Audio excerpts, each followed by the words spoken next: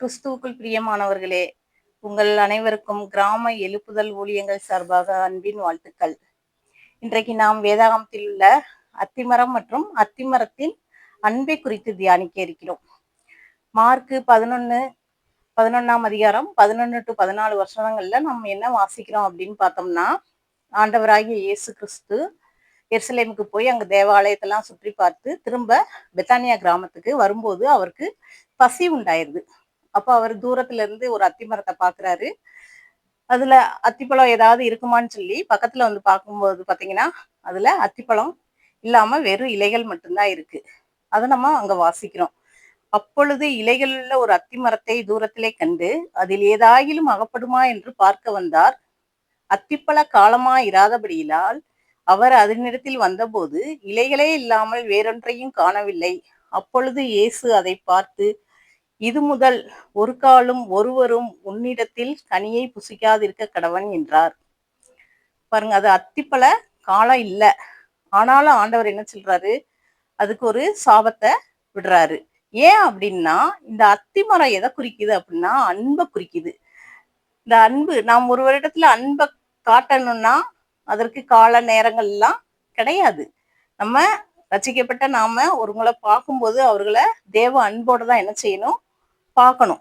ஆனா நம்ம இன்னைக்கு என்ன செய்யறோம், சிலரை பார்க்கும்போது அவங்களுக்கு ஏதாவது உதவி செய்யணும், ஏதாவது பார்க்கணும்னா நமக்கும் அவங்களுக்கே என்ன சம்பந்தம், நம்ம எதுக்கு அவங்க கிட்ட அவங்களுக்கு உதவி செய்யணும், நம்ம ஏன் அன்பை காட்டணும் அப்படின்னு சொல்லி நம்ம மனசுக்குள்ள நினைக்கிறோம். அது அந்த இடத்த விட்டு கடந்தும் வந்துடுறோம். ஆனா ஆண்டவர் என்ன சொல்றாரு, மத்தேயு 5:46 உங்களை சிநேகிக்கிறவர்களையே நீங்கள் சிநேகிப்பீர்களானால் உங்களுக்கு பலன் என்ன, ஆயக்காரர்களும் அப்படி செய்கிறார்களே அப்படின்னு சொல்லி, செய்கிறார்கள் அல்லவா அப்படின்னு வாசிக்கிறோம். இந்த அத்தி மரத்தை போல நம்ம என்ன செய்யறோம், நம்முடைய அன்பு மாயம் உள்ளதா இருக்கு. நம்ம சிலர்கிட்ட தூரத்துல இருந்து பேசும்போது அவங்களுக்கு நல்லா நீங்க வாங்க, உங்களுக்கு அதை செய்யறோம் இதை செய்யறோம் அப்படின்னு சொல்லி சொல்லுவோம். ஆனா அவங்க ஒரு நாள் நம்மளை எதிர்பார்த்து நம்ம செய்வோம்ன்ற நம்பிக்கையோட அவங்க வரும்போது நம்ம அதை செய்ய மாட்டோம். நமக்குடைய சூழ்நிலைகள் அந்த மாதிரி நிறைய மனிதர்களை நம்ம என்ன செய்யறோம், பாக்குறோம். நம்மளும் அப்படிப்பட்ட மனிதர்களை கடந்து வந்திருப்போம். அது போலதான் இந்த அத்திமரம் தூரத்துல இருந்து பார்க்கும்போது அநேக இலைகள் இருந்ததுனால சரி காய் இருக்கும் அப்படின்னு சொல்லிட்டு ஆண்டவர் நம்பி வந்தாரு. ஆனா அங்க ஒண்ணுமே அகப்படல. தேவன் அன்பாகவே இருக்கிறார். நீ உன்னை நேசிப்பது போல பிறனையும் நேசிப்பாயாக என்பதே தான் நமக்கு கட்டளை. ஆனா நம்ம யாரும் நரகத்திற்கு செல்ல பிரியப்படுறது இல்ல. அப்ப நம்ம ஒவ்வொருவரையும் பார்க்கும்போது அவங்களும் நரகத்துக்கு செல்லக்கூடாதுன்னு சொல்லி அவங்களுக்காக ஜெபம் பண்ணி அவங்க ரட்சிப்புக்காக ஜெபம் பண்றோம் பாத்தீங்களா, அதுதான் நம்ம அவங்க அவங்க மேல வச்சிருக்கிற உண்மையான அன்பு. அன்பு காட்டுவதற்கு கால நேரம் தேவையில்லை. நம்ம இடத்துல வந்து எப்போதும் ஒரு தெய்வீக அன்பு என்ன செய்யணும், வெளிப்படணும். உங்கள் அன்பு மாயமற்றதாக இருக்க வேண்டாம், இருக்கக்கூடாது, அப்படி மாயமற்றதா இருப்பதாகன்னு சொல்லி வாசிக்கிறோம். ஆனா இந்த அத்தி இலைகள் பாத்தீங்கன்னா மாயமான அன்பை வந்து குறிக்கிறது.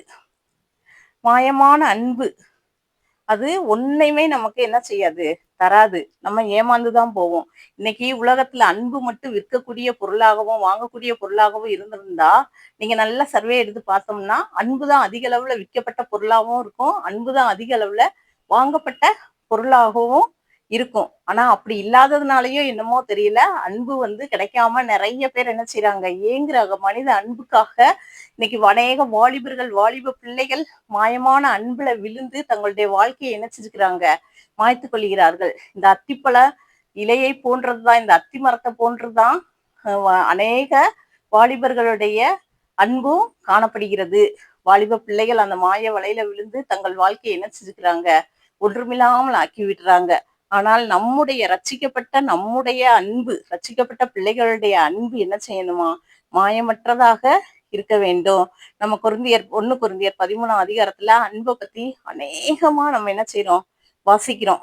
அன்புக்கு என்ன இல்ல, பொறாமை கிடையாது, அன்பு சகலத்தையும் தாங்கும், அப்படிலாம் நிறைய வாசிக்கிறோம். ஆனா இன்னைக்கு கணவன் மனைவிக்குள்ளாக ஒரு பிரச்சனை வந்துருச்சுன்னா ஒரு சின்ன வார்த்தையை கணவனால தாங்க முடியல, ஒரு சின்ன செயலை மனைவியால என்ன செய்ய முடியல, தாங்க முடியல. அப்ப அன்பு சகலத்தையும் தாங்கும், சகலத்தையும் நம்பும், சகலத்தையும் சகிக்கும்னு வாசிக்கிறோம். அப்ப நமக்குள்ள இருக்கிறது உண்மையான அன்பா? ஒரு கணவனோட ஒரு சின்ன சொல்ல சகிக்க முடியாம விவாகரத்து வரைக்கும் போறோம்னா நம்முடைய வாழ்க்கை எதனால கட்டப்பட்டிருக்கிறது? அன்பு, மெய்யான அன்பினால என்ன செய்யல, கட்டப்படல. மாயமான ஆஸ்திகள்னாலும் கௌரவத்துக்கினாலும் அந்தஸ்துகளினாலும் என்ன செய்யப்படுகிறது? இன்றைக்கு அநேக திருமண காரியங்கள் கட்டப்படுகிறது, முடித்து வைக்கப்படுகின்றன. அதனாலேயே என்னமோ தெரியல, அந்த திருமண வாழ்க்கை என்ன செய்ய முடியல, அவங்களுக்குள்ளாக கட்டப்படாமல் போய் அவர்கள் ஒருவருக்கொருவர் பிரிந்து நீதிமன்றத்தை எல்லாம் நோக்கி போகக்கூடிய சூழ்நிலைகள் இன்னைக்கு அநேக கிறிஸ்தவ குடும்பங்கள்ல காணப்படுகிறது. இதற்கு காரணம் என்ன? இந்த அத்தி பல இலைகளை போல போலியான அன்பை, மாயமான அன்பை நோக்கி என்ன செய்றாங்க? ஓடுகிறார்கள். பணம், புகழ், அந்தஸ்து, எனக்கு ஈக்குவலான ஆஹ் அந்தஸ்து இருக்கு, இவர்களை கட்டினால் நன்றாக இருக்கும், இவர்கள் அழகா இருக்கிறார்கள் என்று சொல்லி அந்த அன்பு, போலியான அந்த வெளி வேஷங்களை கண்டு என்ன செஞ்சுறாங்க? ஏமாந்து போயிடுறாங்க. ஆனா அன்பு குடும்ப வாழ்க்கைக்கும் சரி, நம்முடைய ஊழியத்திற்கும் சரி, அடிப்படை பேசிக் எதுன்னா அன்பு தான். அங்க அன்பு இல்லாததுனாலதான் இன்னைக்கு நிறைய ஊழியங்களும் சரி, குடும்பங்களும் சரி, இந்த ஆண்டவர் சொன்னது போல என்ன செய்ய சபிக்கப்பட்டு பட்டு போய் விடுகிறது. இந்த மாதிரி காரியங்களை நம்ம தவிர்க்கணும்னா மெய்யான அன்பு, சகிக்கணும், சகலத்தையும் சகிக்கணும், சகலத்தையும் தாங்கணும். இன்னைக்கு ஈகோ, அன்பு இருமாப்பாயிராதுன்னு சொல்லி நம்ம வாசிக்கிறோம். ஆனா அந்த இருமாப்பு தான் என்ன செய்யுது? நீ சொல்லி நான் கேட்கணுமா, நான் சொல்லி நீ கேட்கணுமான்ற அந்த காரணத்தினாலதான் குடும்பங்கள் இன்றைக்கு சிதைந்து போய்கொண்டிருக்கிறது. பிரியமானவர்களே, நம்ம 1 கொரிந்தியர் 13 அதிகாரத்துல வாசிக்கும் போது அன்பை பத்தி நிறைய காரியங்களை நம்ம வாசிக்கிறோம். அதுல எனக்கு உண்டான யாவற்றையும் நான் அன்னதானம் பண்ணினாலும், என் சர்வத்தை சுட்டரிக்கப்படுவதற்கு கொடுத்தாலும், அன்பு எனக்கு இராவிட்டால் எனக்கு பிரயோஜனம் ஒன்றும் இல்லை. குடும்ப வாழ்க்கையில அன்புனால நம்ம குடும்பத்தை நம்ம கட்டலைன்னா, குடும்பத்தை விட்டு நம்ம பிரிஞ்சு போயிட்டோம்னா, பின்னால நீங்க திரும்பி பார்க்கும்போது நமக்கு ஒண்ணுமே இருக்காது. நம்ம கிட்ட அன்பு காட்டுறதுக்கு ஆள் இருக்க மாட்டாங்க. நம்ம வீட்டுக்கு வந்தா தவிச்ச வாய்க்கு ஒரு தண்ணி கொடுக்க ஒருத்தர் இருக்க மாட்டாங்க. அது நம்ம அந்த நாள் முழுவதும் வாழ்ந்த வாழ்க்கைக்கு என்ன செய்யவிடும்? பிரயோஜனமே இல்லாமல் போய்விடும். அதனால அன்பினால நாம் பிரயோஜனம் உள்ளவர்களாக இருக்கிறோமா? அப்படி இல்லைன்னா இன்றைய பிரயோஜனம் உள்ளவர்களாக நாம் என்ன செய்வோம்? நம்முடைய வாழ்க்கையை மாற்றிக்கொள்வோம். இன்னும் பாத்தீங்கன்னா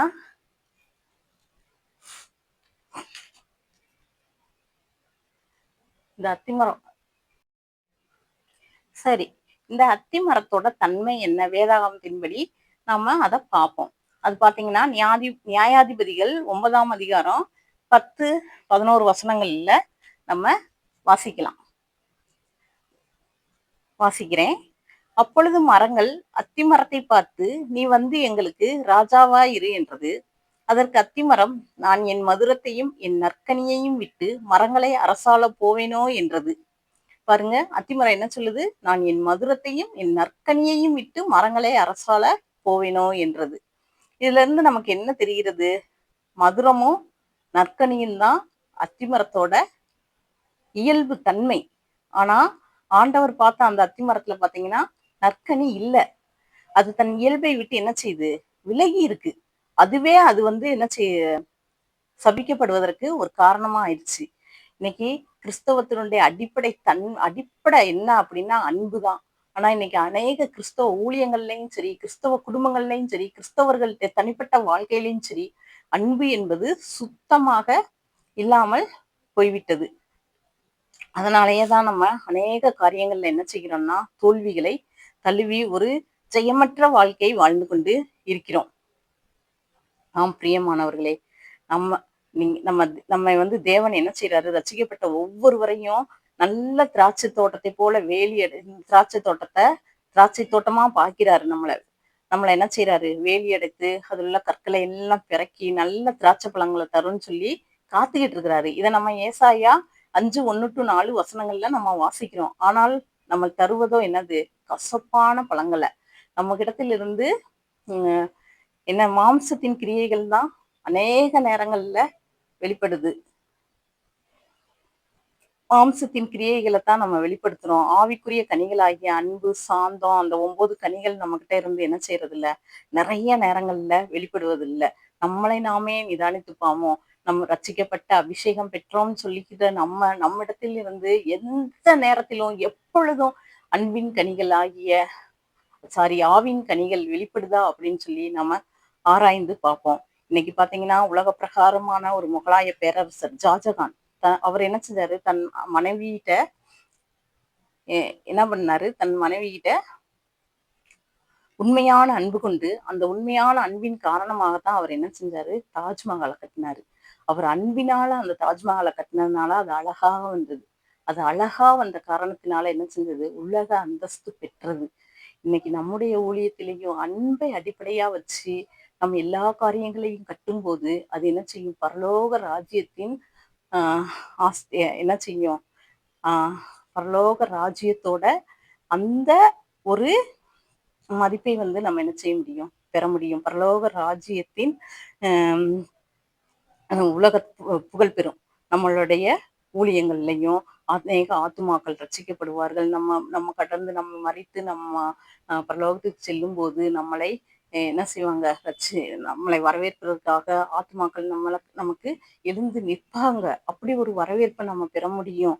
ஆண்டவராகிய இயேசு கிறிஸ்துவும் கூட பாத்தீங்கன்னா நம்ம மேல் வைத்த விலையேற பெற்ற அன்பினாலதான் அவர் தம்முடைய இரத்தத்தையே, தம்முடைய சரீரத்தை என்ன செஞ்சாரு, நமக்காக பறிகொடுத்தாரு. சிலுவையில அறையப்பட்டு பாதாளத்தை என்ன செஞ்சாரு, வென்றாரு, மரணத்தை ஜெயித்தாரு. அவர் நம்ம மேல வைத்த அன்பினாலதான் அதை செஞ்சாரு. இன்றைக்கு நாமும் கூட அவர் மேல அன்பு வச்சிருக்கிறோம், அவரை ஆண்டவராகி அவரை தான் நம்ம ரட்சகராக ஏற்றுக்கொண்டோம் அப்படின்னு சொல்லிக்கிற நாம இன்னைக்கு நம்ம எப்படிப்பட்ட காரியங்களை செய்கிறோம், நம்முடைய நடத்தைகள்னால ஒவ்வொருவரையும் ஆத்துமாக்களை ஆதாயப்படுத்திக் கொள்கிறவர்களாக நம்ம இருக்கிறோமா, நம்முடைய அன்பின் வெளிப்பாடு எப்படி இருக்கு, நம்முடைய அன்பு எப்படிப்பட்டதாக இருக்கிறது.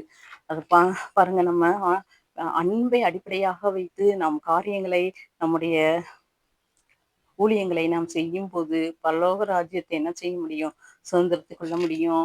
பரலோக ராஜ்யத்துல நமக்காக வைக்கப்பட்டிருக்கிற கிரீடங்களை நம்ம என்ன செய்ய முடியும், பெற்றுக்கொள்ள முடியும். இன்னொரு வசனத்தை நம்ம பார்ப்போம். தேவனிடத்தில் அன்பு கூறுகிறவன் தன் சகோதரனிடத்திலும் அன்பு கூற வேண்டும் என்பதே இந்த கற்பனையை அவரால் பெற்றிருக்கிறோம் சொல்லிட்டு 1 யோவான்ல நம்ம வாசிக்கிறோம்.